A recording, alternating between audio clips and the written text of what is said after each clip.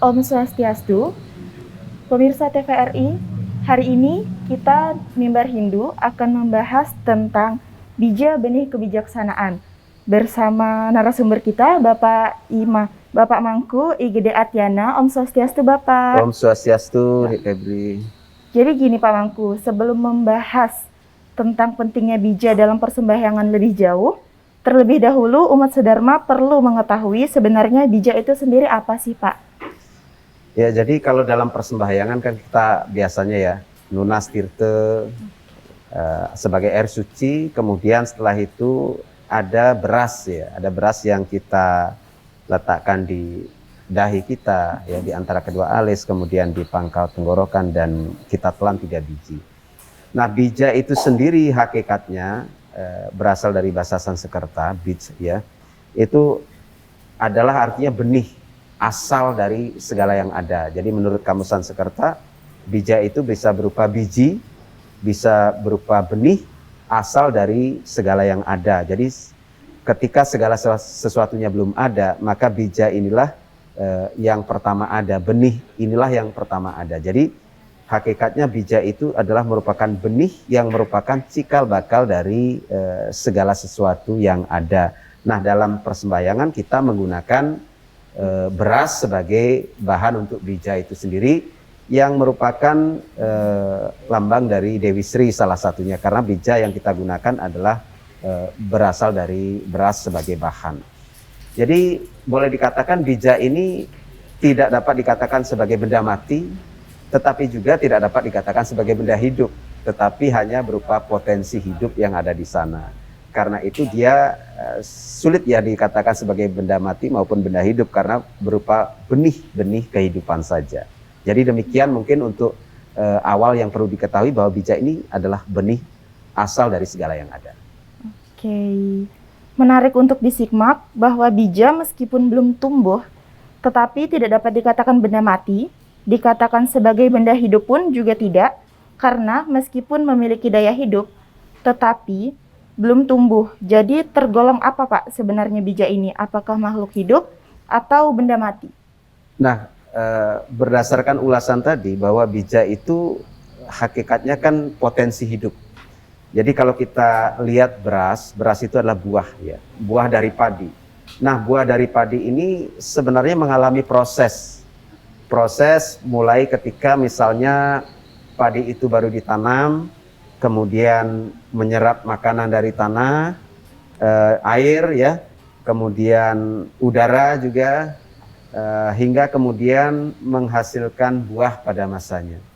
Jadi buah itu merupakan saripati dari 5 elemen yang ada. Jadi Panca Mahabhuta ini ada 5 ya. Panca Mahabhuta itu ada Pertiwi, Apah, Tejo, Bayu, Akasa. Nah, kelima unsur inilah yang kemudian sari-sarinya itu menjadi benih ya, menjadi benih. Hal yang sama juga sebenarnya terdapat di dalam diri manusia, benih itu ya. Sari-sari Panca Mahabhuta itu melalui makanan yang kita makan itu menjadi benih juga. Pada perempuan, sari-sari Panca Mahabhuta itu menjadi sel telur atau sel ovum. Pada laki-laki, Panca Mahabhuta sari-sarinya itu menjadi sperma. Jadi sperma dan sel ovum itu tidak dapat dikatakan sebagai benda mati, tetapi juga tidak dapat dikatakan sebagai makhluk hidup, karena ketika keduanya belum bertemu, dia tidak bisa menjadi kehidupan. Nah, benih yang ada di dalam padi itu bisa tumbuh karena sebenarnya potensi kehidupan itu ada di dalam benih tadi itu. Jadi benih padi itu sebenarnya sudah ada sel-sel hidup di sana. Tinggal bagaimana ketika dia berada pada posisi, pada tempat yang tepat, nah disitulah akan terjadi kehidupan.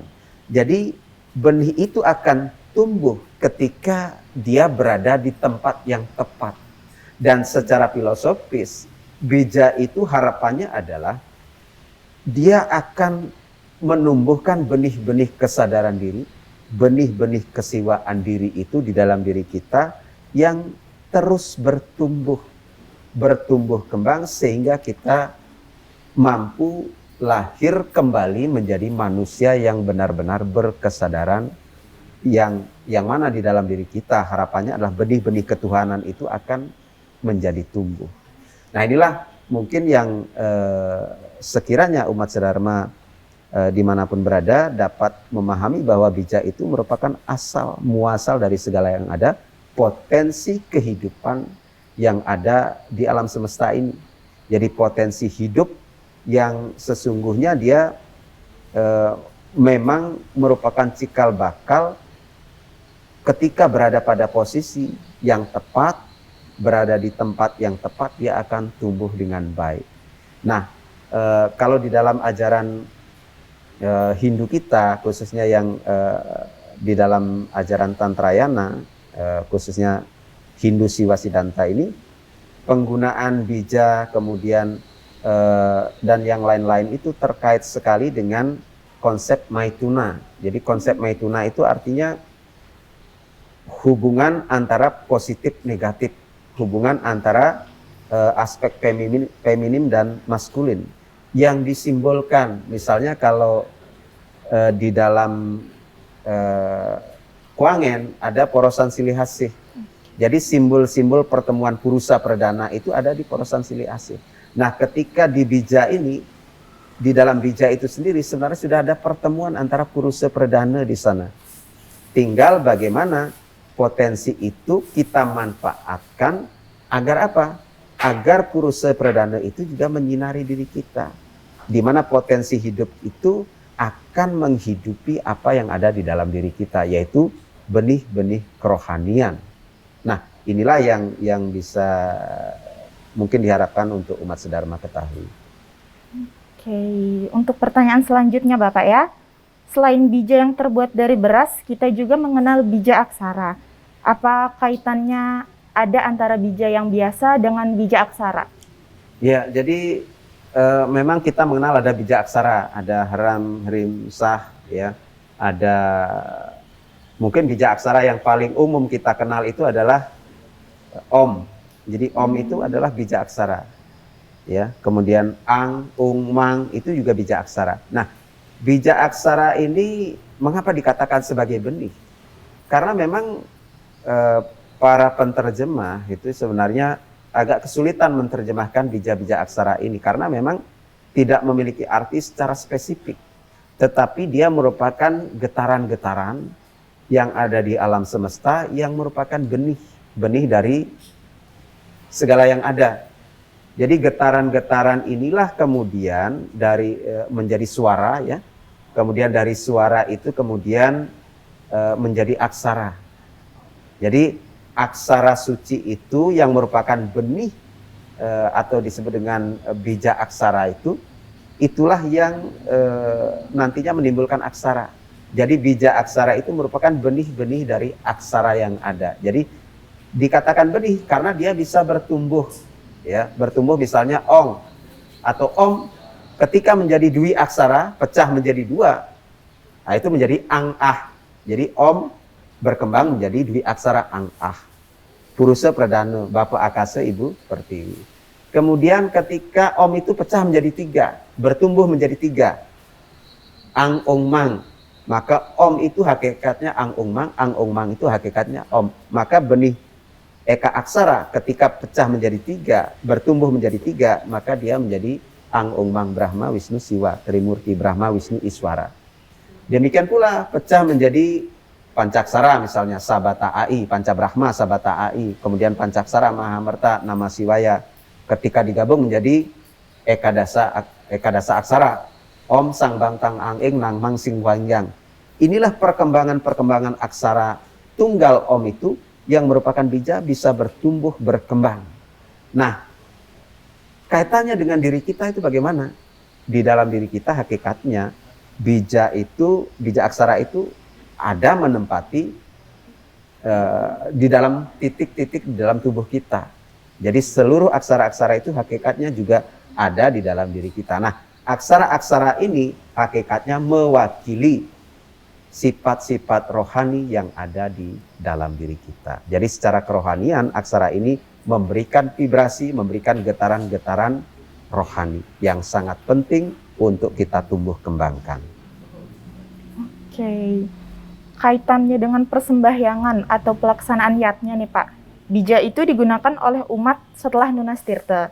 Apakah makna dari penggunaan bija yang ada di dahi kita di antara kedua alis? Ya, ketika kita meletakkan bija nih, kaitannya tadi kan dengan aksara ya.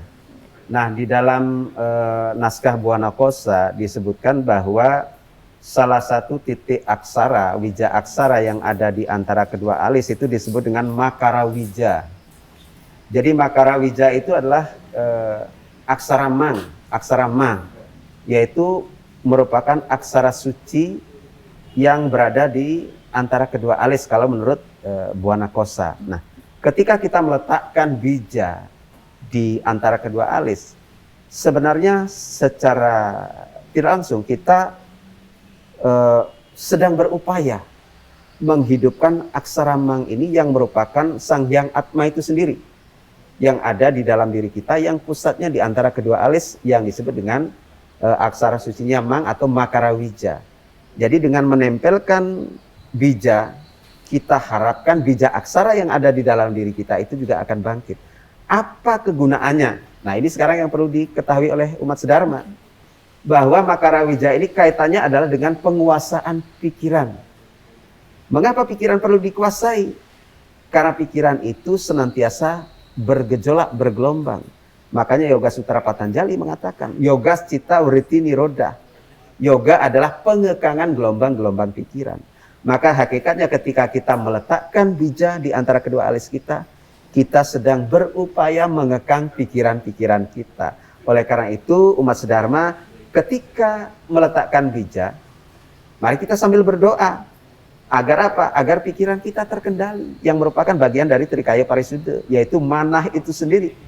Ketika kita mampu mengendalikan pikiran kita, maka niscaya kata-kata kita akan dapat kita kendalikan, perbuatan kita juga akan dapat kita kendalikan. Nah, inilah pentingnya memahami makna ketika kita meletakkan bija itu di antara kedua alis. Harapannya adalah bagaimana kita mampu mengendalikan pikiran, membangkitkan makara wija yang ada di antara kedua alis. Oke. Berikut yang perlu diketahui ketika meletakkan bija di antara kedua alis sangat erat kaitannya dengan pengendalian pikiran. Bagaimana dengan yang diletakkan di pangkal tenggorokan? Oke, baik Pak Mangku. Sebelum dijawab, kita jeda dulu. Baik pemirsa TVRI, jangan kemana-mana, tetap di Mimbar Hindu.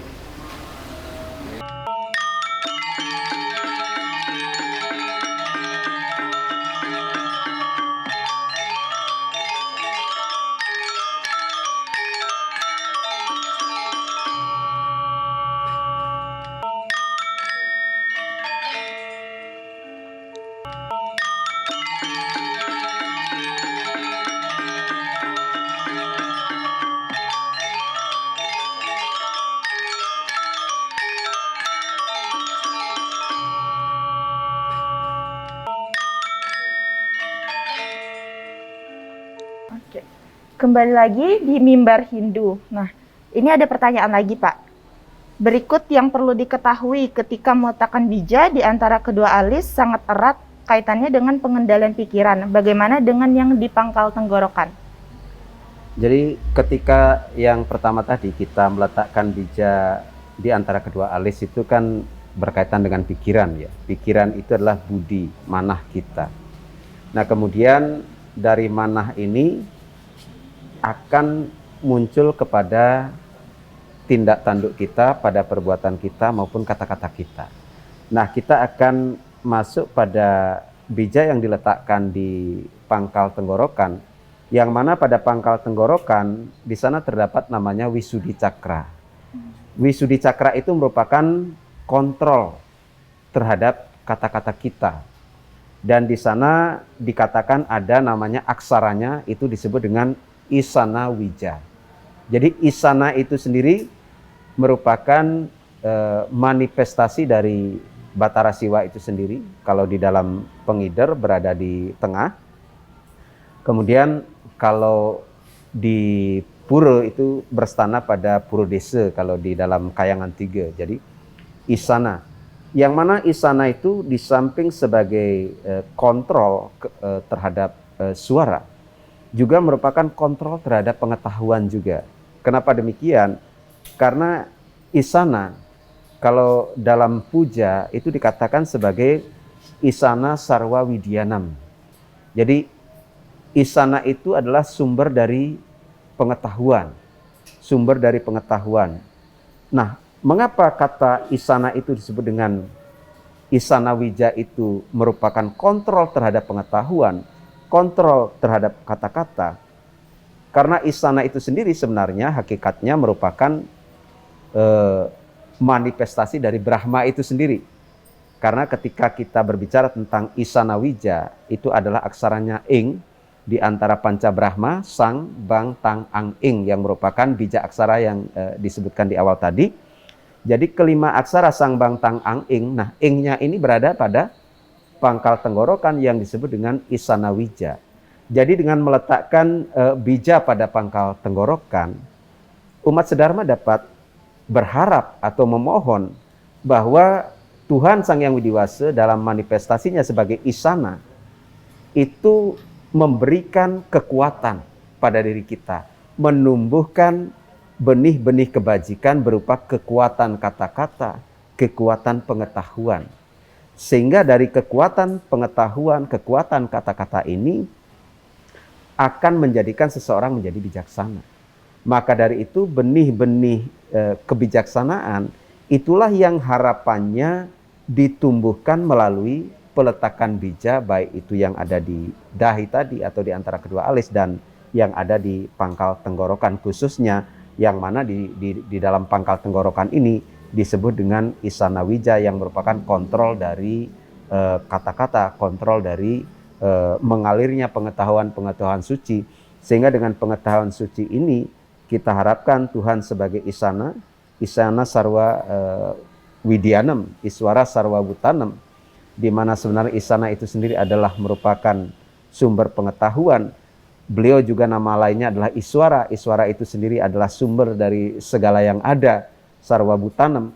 Maka sebenarnya di sini ada sebuah pemahaman bahwa dengan meletakkan bija di pangkal tenggorokan, sifat-sifat universal cinta kasih kita kepada sesama, cinta kasih kita kepada alam semesta akan mengembang. Karena itu sangat penting bagi umat sedharma untuk memaknai meletakkan bija itu bukan hanya mengembangkan diri kita dalam arti kata-kata kita, tetapi lebih kepada cinta kasih kita. Agar apa? Agar kekuatan-kekuatan kata-kata itu benar-benar dapat digunakan dengan sebaik-baiknya sebagai sarana untuk mendekatkan diri kepada Tuhan. Karena hakikatnya wija itu merupakan hasil dari proses yoga, proses mendekatkan diri kepada Tuhan. Ketika kita memohon wija, kita juga menggunakan mantra kumara namanya. Jadi kumara wija.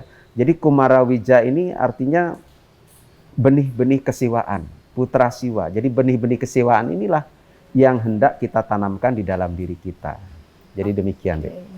Nah, selain yang diletakkan di pangkal tenggorokan dan di tengah-tengah alis, ada bija yang ditelan dan itu 3 biji. Nah, itu maknanya apa, Pak? Ya, jadi satu lagi yang kita lakukan setelah Nunas Tirta itu menelan 3 biji beras ya. Nah, biasanya dipilih yang utuh, jangan yang pecah. Ini umat sedharma perlu ketahui bahwa hendaknya dipilih bija itu yang utuh. Karena itu para pemangku mungkin ketika meletakkan bija itu memang harus memilih beras-beras yang dengan kualitas yang bagus ya, yang kualitasnya baik, tidak pecah. Karena harapannya biji ini juga akan tumbuh, maksudnya bukan tumbuh menjadi padi di jidat kita atau di perut kita, tidak. Tetapi 3 biji ini itu akan tumbuh menstabilkan 3 guna, triguna di dalam diri kita. Nah, di dalam perut kita itu ada namanya yang disebut dengan Sawitri Wija. Jadi aksara Sawitri Wija itu adalah ongtang. Jadi aksaranya ongtang. Jadi kalau di antara kedua alis itu aksaranya ongmang. Kalau di di pangkal tenggorokan tadi adalah ong ing ya, jadi ing. Kemudian kalau di dalam perut itu tang. Jadi Tang itu merupakan wija aksara, adalah wija aksara dari Wija Gayatri, Wija Sawitri. Wija Sawitri ini perwujudannya adalah hitam, merah dan putih, tridatu. Jadi tridatu ini melambangkan dari triguna, satwam, rajas, dan tamas. Nah, satwam, rajas, tamas ini sangat diperlukan keseimbangannya dalam rangka memenuhi kewajiban-kewajiban kita sebagai manusia. Baik itu sebagai individu yang merupakan makhluk Tuhan, maupun sebagai makhluk sosial yang hidup di tengah-tengah masyarakat. Dengan keseimbangan triguna inilah kita dapat menata kehidupan kita dengan baik. Jadi dengan menelan 3 biji bija, harapannya adalah Sang Hyang Sawitri yang berada di tengah-tengah perut kita itu akan memberikan kontrol kepada triguna tadi, kepada satwam, rajas, tamas tadi. Satwam ibaratnya dia adalah sebuah kekuatan yang mendorong si rajas dan si tamas itu untuk dapat dikendalikan. Jadi tamas dan rajas itu hendaknya dikontrol oleh si satwam. Demikian pula si rajas itu menggerakkan kegiatan-kegiatan kita yang bersifat satwika. Jadi baik dan buruk, ya, susah dan senang itu sangat bergantung pada keseimbangan triguna.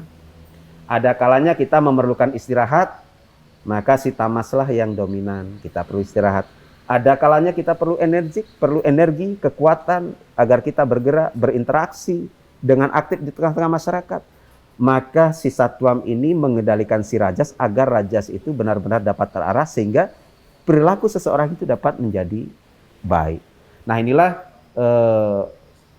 kekuatan yang ada di dalam 3 biji mantra, 3 biji yang disebut 3 wija tadi itu, yang hakikatnya merupakan sawitri aksara atau sawitri wija.